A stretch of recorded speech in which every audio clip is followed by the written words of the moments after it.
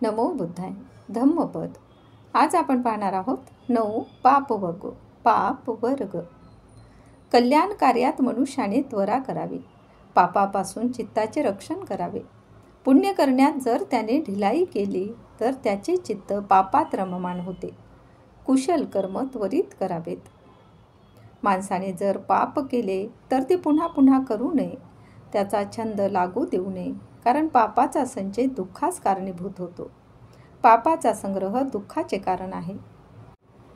माणसाने जर पुण्य केले तर ते त्याने पुन्हा पुन्हा करावे. त्यातच त्याने छंद लावावा. पुण्याचा संचय सुखाला कारणीभूत होतो. पुण्याचा संग्रह सुखकारक आहे. जोपर्यंत पापाचा विपाक होत नाही तोपर्यंत पापी माणसाला पापसुद्धा बरे वाटते. पण जेव्हा ते परिपक्व होते तेव्हा त्याची फळे दिसू लागतात. तेव्हा तो त्याचे खरे स्वरूप ओळखतो. अकुशल पक्व होत नाही तोपर्यंत ते मधुर वाटते. जोपर्यंत पुण्याचा विपाक होत नाही तोपर्यंत पुण्यसुद्धा वाईटच दिसते. पण जेव्हा ते परिपक्व होते तेव्हा त्याची फळे दिसू लागतात. तेव्हा मनुष्य पुण्याचे खरे स्वरूप ओळखतो. पुण्याचे फळ मिळताच आनंद होतो.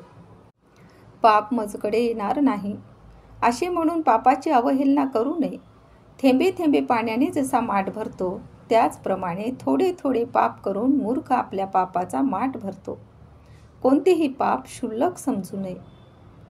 पुण्य मजकडे येणार नाही असे म्हणून पुण्याची अवहेलना करू नये. थेंबे थेंबे पाण्याने जसा माठ भरतो त्याचप्रमाणे थोडे थोडे पुण्य गोळा करून तो पुण्याचा संचय करतो. थोडे थोडे केल्याने पुण्याचा साठा होतो. थोडे सोबती असलेला श्रीमंत वाणिक ज्याप्रमाणे भीतीदायक मार्ग सोडून देतो, जगू इच्छिणारा जसा विष टाळतो, त्याप्रमाणे मनुष्याने पाप टाळावे. विषाप्रमाणे पापापासून अलिप्त राहावे. हाताला वर्ण नसेल तर हातावर विष घेता येते. वर्ण नसलेल्याला विष बाधत नाही. अकर्त्याला पाप लागत नाही. मनात अकुशल नसताना पाप लागत नाही. जो दोषरहित शुद्ध निर्मळ पुरुषाला दोष लावतो त्यालाच उलटून पाप लागत असते. ज्याप्रमाणे सूक्ष्म धूळ हवेच्या विरुद्ध दिशेने फेकल्यावर ती फेकणारावरच परत येते. दुसऱ्यासाठी खड्डा खोदणारा स्वतःच त्यात पडतो. काही पापकर्मी गर्भात पडतात तर काही पापकर्मी नरकात पडतात. ज्यांना सुगती मिळते ते चांगल्या गतीला प्राप्त होतात. जे निर्विकार झाले आहेत ते निर्वाण पद गाठतात. कर्माप्रमाणेच गती प्राप्त होते. न आकाशात न समुद्रात न पर्वताच्या गुहेत शिरून जगात असा प्रदेश नाही जेथे राहून मनुष्य पाप कर्मातून मुक्त होईल. पाप कर्म फळापासून कोणाचीही सुटका नाही. न आकाशात न समुद्रात न पर्वताच्या गुहेत शिरून जगासाचा प्रदेश नाही की जेथे राहून पापी मनुष्य आपल्या पाप कर्माच्या फळापासून वाचू शकेल. मृत्यू अटळ आहे. या पुढील भागात आपण पाहणार आहोत दंड वर्ग. दंडाला सर्व घाबरतात. मृत्यूला सर्व भीतात. आपल्या समान इतरांना समजून कोणाला मारू नये किंवा मारवू नये. सर्वांना स्वतः समान समजावे. दंडाला सर्व घाबरतात. मृत्यूला सर्व भीतात. सर्वांना जीवन प्रिय आहे. आपल्या समान इतरांना समजून कोणाला मारू नये किंवा मारवू नये. सर्वांना स्वतःचे जीवन प्रिय आहे. सर्व भूते सुखाची कामना करणारी असतात. सुख इच्छिणाऱ्या जीवांची जो सुखलोक खूप दंडाने हिंसा करतो तो कोठेही सुखी नसतो. प्राणी हिंसा करणाऱ्यास सुख मिळत नाही. सर्व भूते सुखाची कामना करणारी असतात. त्यांची जो दंडाने हिंसा करीत नाही तो सुखाची इच्छा करणारा सर्वत्र सुखी असतो. प्राणी हिंसा न करणारा सुख प्राप्त होते. कठोर वचन बोलू नये, कारण बोलल्यावर दुसरेही तुम्हाला तसेच बोलतील. दुर्वचन दुःखदायक असते. त्याऐवजी प्रत्युत्तरादाखल तुला प्रतिदंड भोगावा लागेल. कठोर वचन बोलू नका. फुटलेल्या घंटेप्रमाणे जर तुम्ही स्तब्ध राहिलात तर तुम्ही केव्हाच निर्वाण प्राप्त केले आहे, कारण तुमच्यात संताप उरलेला नाही. वादविवादापासून अलिप्त राहा. ज्याप्रमाणे गुराखी गुरांना दंडाने कुराणाकडे हाकीत नेतो त्याप्रमाणे जरा म्हातारपण व मृत्यू प्राण्यांच्या आयुष्याला हाकीत असतात. म्हातारपण आणि मृत्यू प्राण्याचे आयुष्य संपवते. पाप कर्म करताना मूर्खाला वाटत नाही की आपण काही वाईट करतो. नंतर तो पापी आपल्या पाप कर्मामुळे जळून दुःखी होतो. पाप कर्म करणारे दुःख भोगतात.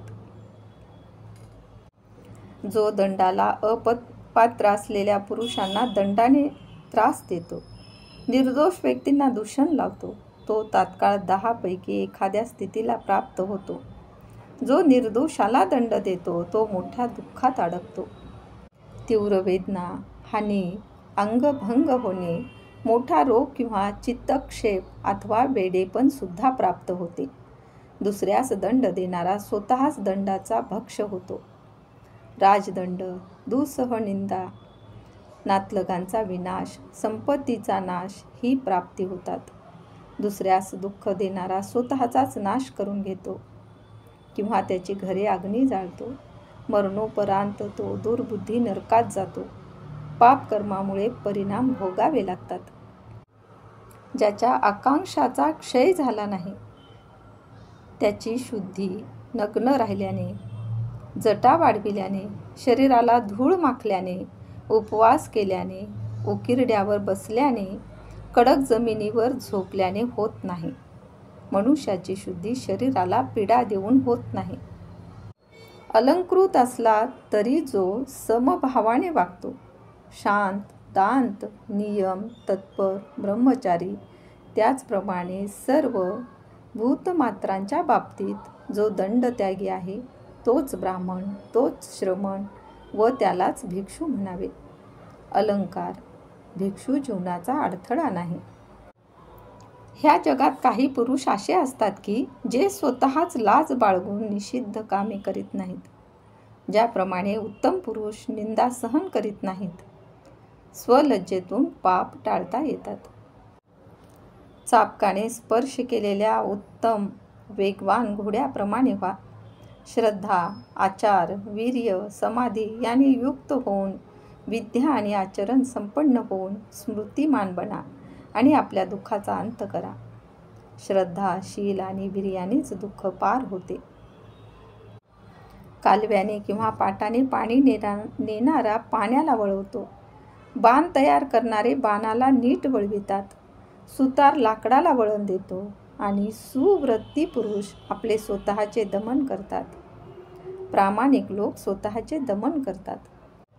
या पुढील भागात आपण पाहणार आहोत जरा वर्ग. तेव्हा आमच्या चॅनलला लाईक, शेअर व सबस्क्राईब करायला विसरू नका. धन्यवाद.